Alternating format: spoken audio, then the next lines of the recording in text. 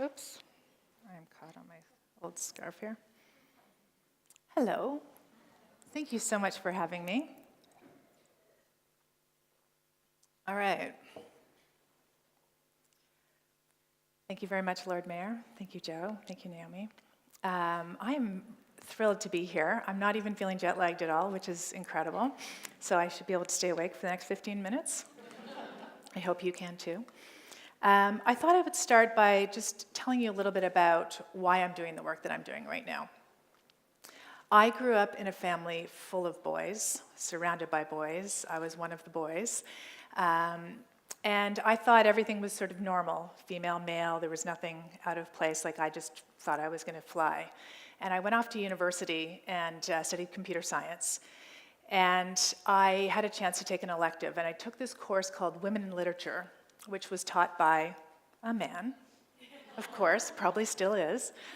And started reading all these books which I'd never heard of before, and deconstructing in this class how women were treated, and how we referred to women, and how we talked about women. And I was reading Germaine Greer and Simone de Beauvoir, all these other books, and all of a sudden at the end of the class I went, oh my God, I'm oppressed. Why didn't anyone tell me? And I came home and I started to point out everything. Every single thing. Why do I have to do the dishes? Why don't they have to do the dishes? And after a couple of weeks, my brothers just started calling me Germaine every time I opened my mouth. And I very quickly realized, nobody was paying attention to what I was saying. They were really almost denying what I was experiencing. And it was a very confusing thing. I was 18 years old and thought, well, I want to be highly successful and have a huge impact. And so I can't point out the reality I'm seeing. That's a very strange thing. I'm just going to put my head down, not point it out, and just try really hard. And so I went off and I did a number of different things, and I started a business, and I started another business, and then I kept going. And I had this amazing idea for a venture called Kids Energy and the Energy Group, and it grew into the first public incubator in Canada, from an idea to a public company in 5 years. And just before we were going public, we merged with a $60 million fund run by a number of former bankers. And as we started to negotiate, everything that I said was unique about our venture, they kept saying, that's intangible, it doesn't fit on the balance sheet. All of the special sauce, all of the culture, and I reacted in a fairly emotional way to these things. And they got increasingly uncomfortable with my leadership style as we were negotiating. And I started to get uncomfortable with them as well. And just when we were at the 11th hour, ready to go public, they said, we don't want you to be the CEO, we want him to be the CEO. And I cried. And they said, exactly. And it was one of those moments where I was just not surrounded by people who were lifting me up. I was very, very painfully aware at that time, I was in my early 30s, of everything that was wrong with me, because everyone was pointing it out all the time, the things that I wasn't the way you're supposed to be as a leader. And anyway, I caved and we became co-CEOs. And the next day when I walked into my company, every single person looked at me differently. It was a huge leadership fail moment for me. And I got over it. And I kept moving along, but fast forward almost 20 years, and I was mentoring this amazing young woman who had a rocket ship of a company, kind of like mine was back then. And I started to hear all of the advisors around her saying the same things that they had said to me. At the next round, you're probably not going to be the CEO. We'll probably bring in a guy who knows what he's doing. And I thought, oh my God, not on my watch. This cannot keep happening. Does anyone else feel that way? This has to stop. It is a really crazy time. And so I started a company called SheEO. And I'm going to talk about that in a minute, but I want to just pop up to 30,000 feet for a minute. We talked a little bit earlier about mindset. I think the biggest problem we're facing in the world is a mindset challenge. And this is the mindset we're living in. Winner takes all. We live in a world where it's bet it all on red and find the winner of the market. Who's going to win the whole market, like Uber? And that has led to this. 5 men right now have the same wealth as 3.5 billion people. When I started SheEO 2 years ago, it was 85. Last year it was 62, and now it's 5. It is broken beyond repair, and we need a new economic model. And there's so much money out there, but it's how are we using this money? So in 2008, when the market crashed in the United States, they found $17 trillion in 3 weeks to bail out the banks. $17 trillion. This is a crazy huge number. What does it even mean? $17 trillion is 600 years without hunger on the planet. We found that money in 3 weeks. There's so much money. We're just allocating it in such strange ways. And I would like to posit that if women were running the world, we would not be allocating money the way we are. I think we need a real shift.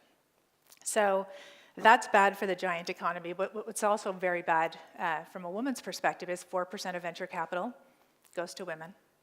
1 out of every $23 loaned by a traditional financial institution goes to women entrepreneurs. Painful. We get 1% of corporate procurement, and this is costing the global economy $12 trillion a year because we don't have parity. It's a big, big challenge. And in case you're wondering, we are not a niche. No, we're not. 50% of the population, 4% of venture capital.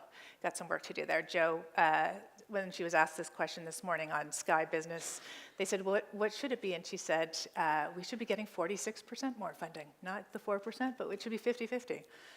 So just step back and go, we've literally made up everything about the world the way it is. We're humans. We made it for a different time. It's time to change it. We have to come up with another economic model. And so with SheEO, I stepped back and thought, how do you change this? How are we actually going to shift things? And so instead of looking at all the things that are wrong with women, thank you very much, we all know that. Guys, thank you. What's amazing about women? What are the assets that we have that could really shift things? And as we make 80% of purchasing decisions, somewhere between 80 and the 85 that Jo just mentioned, we have buying power like crazy. We're set to inherit 75% of the largest wealth transfer in history, so we have so much money, even though we may feel like we don't have enough, we have so much money compared to what we did before. And we're starting businesses at 1.5 times the pace of men. So I thought about all those things, and then I designed this new model, which is really meant to leverage women's buying power, our expertise, our capital, all of the capital that we have beyond money that could really change things. So our model is 500 women is the minimum cohort. 500 women per country come together. They contribute $1,100 each. It's considered an act of radical generosity. You do not get your money back. It's being pooled together in a fund, and then we loan it out to 5 female entrepreneurs that you select. Everybody who contributes that money goes online. They look through the applications. Our application process is very simple. It's only 12 questions. No pitch decks, no attachments, no jargon. You vote on the companies that you fall in love with.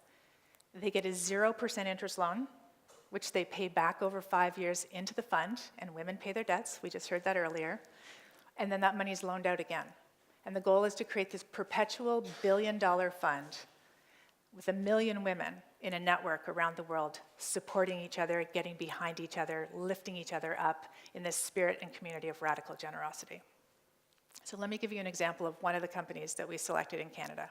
These are the kinds of innovations that we don't see out there that don't get funded.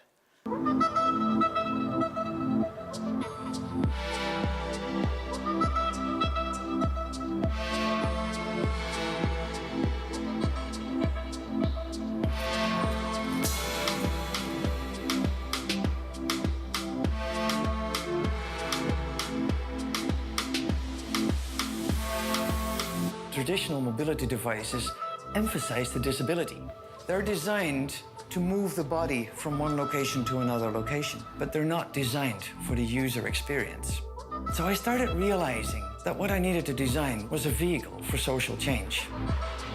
This may sound a little dramatic, but my life changed.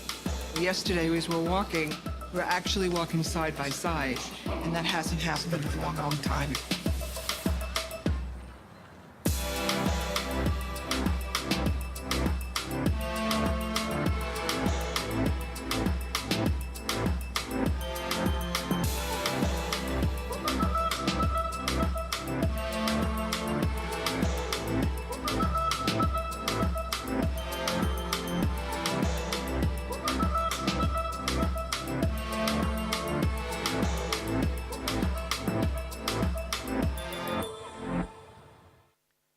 Yeah.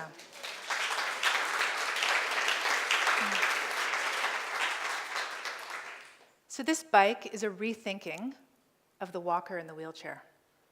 She was walking through the park with her mom, and her mom said, "Over my dead body, will I ever use one of those?" And so she started to think about why do we have these mobility devices? 50% of people in wheelchairs can still walk. People with Parkinson's, with MS, if you're unstable. And so the first thing that she saw was that we put you down a level. As soon as you can't move, you're down, and then you don't move. And then we look down at you. 80% of people are depressed who have that happen to them, and 50% of people can still move. So she created something that is so cool that everybody comes up to it. I've been with her all over the world, and it's unbelievable. It's like a dog you don't have to feed. Everybody comes to it. What is that thing? It's really quite fascinating, and it's beautiful. And so this is something that I think is unbelievable. Again, Barb is the only woman that we know who's actually taken a bike fully to market from beginning to end. And every engineer that she pumped into was telling her she didn't know what she was doing. Really challenging. And so we've got her off the ground, and it's growing really well. Very exciting. Here's a completely different kind of thing.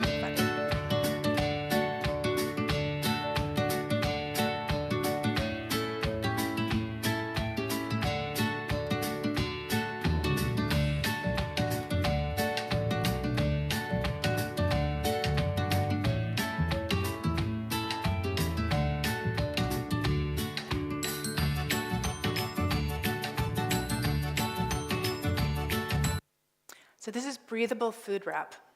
All of our food wrap is plastic, cuts off the air, your food dies immediately. If you wrap an avocado in this, it stays green for 4 days. Hello, land of avocado toast. It's called a Bigo, and you can buy it online. But the woman who created this is a nutritionist, and she's been told her whole life, you're too creative, you have too many ideas. If she was a man, we would call her an inventor. And when she came into our network, she had been told over and over, you don't have a business degree, you don't know what you're doing, you're not going to be able to run this, and so she couldn't get funding. In our network, 500 women voted for her, and it changed her life. Being validated by that group of people lifted her up, made her feel more confident. Her revenue is up 500% in 16 months in our network, and she's exporting to countries all over the world, and she's actually looking for a distributor here, so if anyone knows anyone, that would be great. Again, the kind of network where people are supporting each other and lifting each other up. So in a traditional investing environment, we step back and we say, prove to me that you can pay this money back. Who are you? How big is your dream? At SheEO, we go, we love what you're doing. Could we help you succeed? We want to be part of supporting you. And I've been sort of a student of ecosystems of innovation, how you support people, how a different environment that you're in really changes how you perform. I was an entrepreneur in Europe right after the wall fell down in Berlin, in Toronto, and in Silicon Valley. Every one of my experiences in those different environments was very different. And I witnessed when you're surrounded by people who are dreaming, you feel like you can change anything. And then I came back to Canada, and it was not so cool to be an entrepreneur. Not quite the prison experience, but something in between. And then I went to Silicon Valley, where they're like, could you go twice as far with twice as much money? So that environment that you create for entrepreneurs is incredibly critical to their success. And that's what we're really working on with SheEO. I have 2 minutes left. I'm going to quickly show you the SheEO video, and then we'll move on to the next. For generations, women's innovations have been sitting on the sidelines. Underfunded, undersupported, and undercelebrated.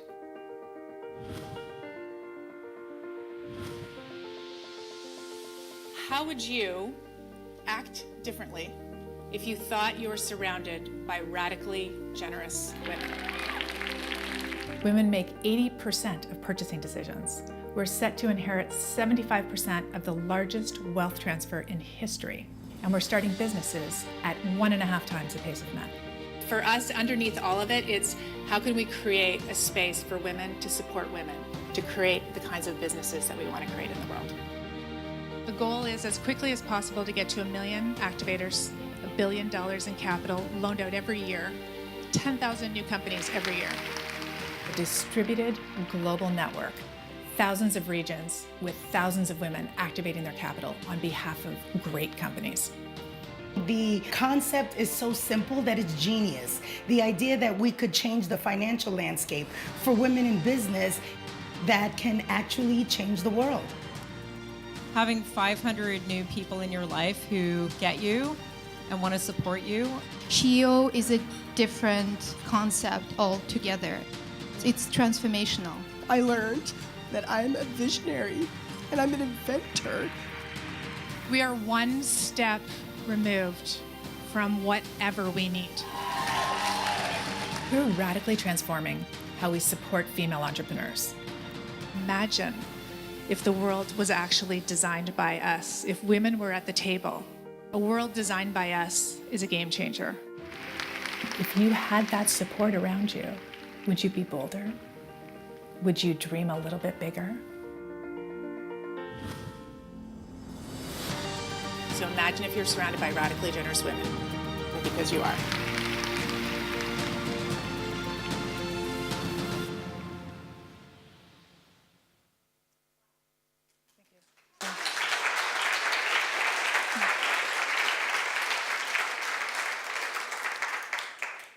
So when I started this, it was really about getting money into the hands of female entrepreneurs. And what I continue to learn as I'm traveling around, yeah, this is what's happening, is that at scale, this is a giant capital redistribution model. This is about creating the people's bank. When we aggregate small amounts of capital and that starts to scale out around the world, supporting the kinds of businesses that create a stronger economy and more connective tissue, this is what we can do, and I think this is why women are being called forward. So thank you.